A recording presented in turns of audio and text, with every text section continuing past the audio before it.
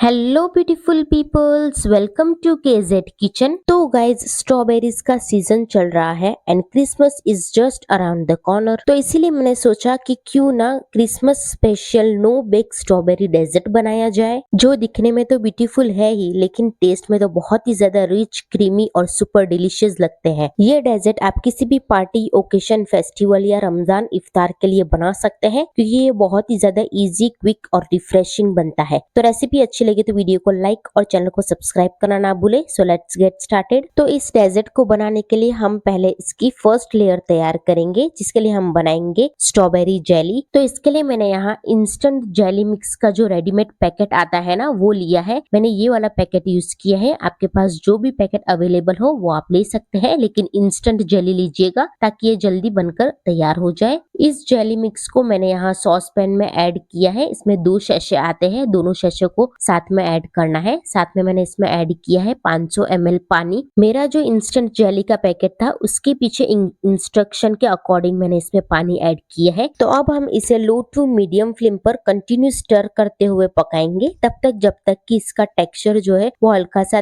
Thick, shiny और transparent सा नहीं हो जाता। जैसे ही ये कुक होना स्टार्ट होगी, धीरे धीरे इसका कलर जो है वो ट्रांसपेरेंट होना स्टार्ट हो जाएगा और आप देखेंगे कि इसमें उबाल आना भी शुरू हो जाएगा। ध्यान रखिए कि स्लो फ्लेम पर ही कुकिंग प्रोसेस करें और इसे पकाते पकाते तकरीबन 8 से 10 मिनट लग सकती है, या फिर हो सकता है कि ये टाइमिंग्स थोड़ा आगे पीछे भी हो जाए। तो आप बीच बीच में इसकी कंसिस्टेंसी और इसका टेक्सचर चेक करते रहिएगा, लेकिन ध्यान रखिएगा कि ये जेली जो है वो बिल्कुल भी ओवर कुक ना हो, वरना इसका कलर जो है वो बहुत ज्यादा डार्क हो जाएगा। तो जैसे जैसे ये जेली कुक होना स्टार्ट होगी ना, वैसे वैसे इसके अलग अलग स्टेजेस देखने मिलेंगे। जैसे कि पहले तो ये जेली जो है वो कुक होगी, तो ये पहले तो डिसॉल्व होगी पानी के साथ। फिर क्या होगा कि इसे आप कंटिन्यू स्टर करते हुए पकाएंगे ना, तो इसका हल्का सा कलर चेंज लगेगा और ये ट्रांसपेरेंसी दिखने लगेगी। फिर और थोड़ा पकाएंगे ना तो ये हल्की सी थिक होने लगेगी। मतलब कि इसके अलग अलग स्टेजेस देखकर आपको इसे कुक करना है। वैसे इसे कुक करने में बहुत ज्यादा ट्रिक नहीं है, ये बहुत ही इजीली कुक हो जाती है। बस इतना ध्यान रखना है कि लो टू मीडियम फ्लेम पर कंटिन्यू स्टर करते हुए पकाइए, तो ये बिल्कुल इजीली कुक होगी। तो कुछ देर तक पकाने के बाद अब हम गैस की फ्लेम को ऑफ करेंगे। तो आप देख सकते हैं कि ये जेली जो है वो बिल्कुल अच्छे से ट्रांसपेरेंसी हो गई है और इसका हल्का सा कलर जो है वो ब्राइट रेड और शाइनी दिखने लगेगा। बस इसी स्टेज तक ही हमें पकाना है। तो गैस की फ्लेम ऑफ करके इस गर्मा गर्म जेली को हम ग्लास प्रूफ डिश में ट्रांसफर करेंगे। तो अब हम इसे फ्रीज में रख देंगे 20 से 25 मिनट के लिए, या फिर तब तक जब तक ये पूरी अच्छी तरह से सेट नहीं हो जाती। तो जब तक हमारी जेली सेट हो रही है तब तक हम आगे की प्रोसेस देख लेते हैं। तो इसके लिए मैंने यहाँ 300 ग्राम फ्रेश स्ट्रॉबेरीज ली है। आप देख सकते हैं ये इतनी ब्राइट रेड और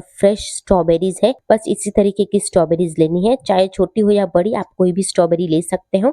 तो इस तरह से मैंने सारी ही स्ट्रॉबेरीज को वॉश करके इसका जो टॉप होता है ना, यानी कि इसका जो ग्रीन कलर का छिलका होता है ना, वो निकाल लिया है। लेकिन फ्रेश लीजिएगा और अच्छे से वॉश करके लीजिएगा। तो अब हम इन सारी ही स्ट्रॉबेरीज को छोटे छोटे पीसेस में चॉप कर लेंगे। ध्यान रखिएगा कि स्ट्रॉबेरीज के पीसेस जो है वो बहुत ज्यादा बड़े नहीं होने चाहिए, बिल्कुल छोटे छोटे पीसेस में ही इसे चॉप करना है, जिससे कि ये स्ट्रॉबेरीज के छोटे छोटे चंक्स हर बाइट में बहुत ही ज्यादा डिलीशियस लगेंगे और इससे एक क्रंच भी आएगा डेजर्ट में। तो इस तरह से मैंने सारी ही स्ट्रॉबेरीज को चॉप करके एक बोल में ट्रांसफर कर दिया है। अब हम इन चॉप स्ट्रॉबेरीज को एक साइड रख देंगे। तो अब हमने जो जेली फ्रीज में रखी थी वो भी बिल्कुल अच्छे से सेट होकर तैयार है। तो अब हम इस जेली को छोटे छोटे क्यूब्स में कट कर लेंगे और कट करते ही लग रहा है कि ये जेली जो है वो बहुत ही ज्यादा सॉफ्ट, जूसी और डिलीशियस बनी है। आप इसका कलर और टेक्सचर देखिए कितना ज्यादा परफेक्ट आया है। तो अब हम इस जेली क्यूब्स में ऐड करेंगे हमारे फ्रेश चॉप की हुई स्ट्रॉबेरीज चंक्स, जो हमने अभी चॉप करके रखे थे वो।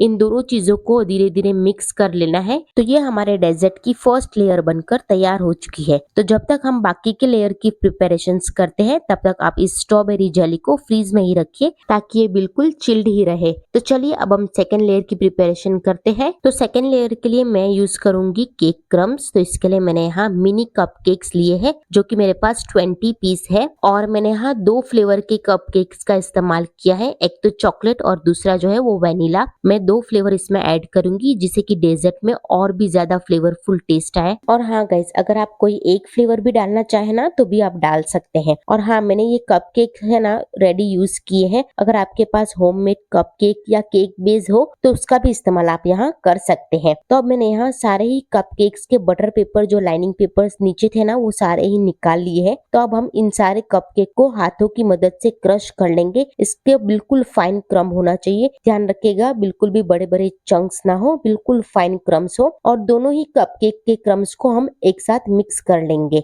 और हाँ गाइज, अगर आपको होममेड कपकेक की रेसिपी चाहिए हो तो आप कमेंट कीजिएगा, उसकी भी रेसिपी मैं आपको शेयर कर दूंगी। तो फाइनली मैंने यहाँ सारे ही कपकेक्स को फाइन क्रम करके तैयार कर लिया है। ये केक क्रम तकरीबन 100 ग्राम जितना होगा।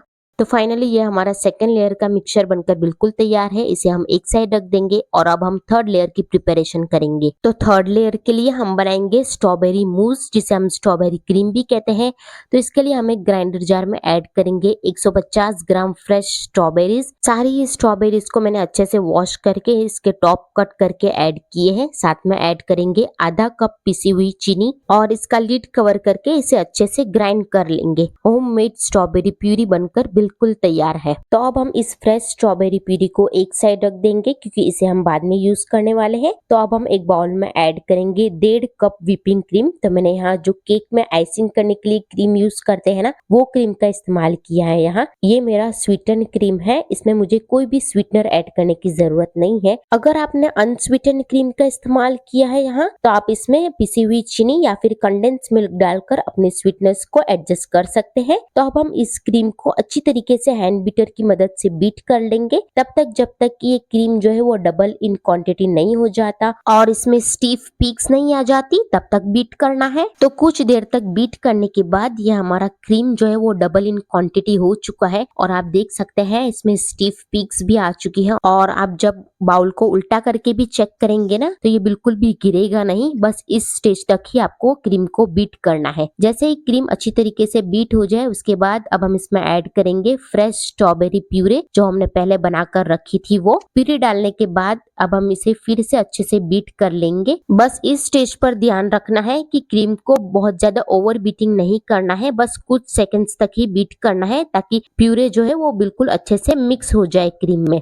तो फाइनली ये हमारा स्ट्रॉबेरी मूज यानी कि स्ट्रॉबेरी क्रीम बिल्कुल बनकर तैयार हो चुका है। तो इसे हम पाइपिंग बैग में ट्रांसफर करेंगे। तो मैंने यहाँ ट्रांसपेरेंट सी पाइपिंग बैग ली है, उसमें मैंने 1 ml नोजल ऐड किया है और फिर इसमें हम स्ट्रॉबेरी क्रीम ऐड कर देंगे। पाइपिंग बैग से क्रीम जो है वो इजीली पोर हो जाता है डेजर्ट में, इसलिए मैंने यहाँ 2 पाइपिंग बैग में फिल किया है सारे ही क्रीम को। तो ये हमारी थर्ड लेयर की प्रिपरेशन हो चुकी है। तो इस तरह से हमने डेजर्ट की सारी ही प्रिपरेशन कर तैयार कर लिया है। तो चलिए अब हम डेजर्ट को असेंबल करते हैं। तो मैं इस डेजर्ट को वाइन ग्लास में असेंबल करूंगी, जिससे कि ये दिखने में और भी ज्यादा अमेजिंग लगेगा। तो फर्स्ट लेयर में हम ऐड करेंगे फ्रेश स्ट्रॉबेरी जेली जो हमने पहले बनाकर रखी थी वो। तो मैं यहाँ 2-2 table spoon strawberry jelly add करूंगी दोनों ग्लासेस में। तो स्ट्रॉबेरी जेली ऐड करने के बाद इसके ऊपर अब हम सेकेंड लेयर ऐड करेंगे। तो सेकेंड लेयर के लिए मैंने यहाँ chocolate and vanilla crumbled cake add किया है। ये भी मैंने 2 टेबल स्पून जितना ही ऐड किया है। क्रम्बल्ड केक से क्या होगा कि इस डेजर्ट में एक सॉफ्ट और स्पॉन्जी बाइट आएगा, जिसके खाने में ये बहुत ही ज्यादा टेस्टी लगेगा। अब आता है इस डेजर्ट का सबसे रिच और क्रीमी लेयर जो कि है स्ट्रॉबेरी मूस। ये हमारा थर्ड लेयर है।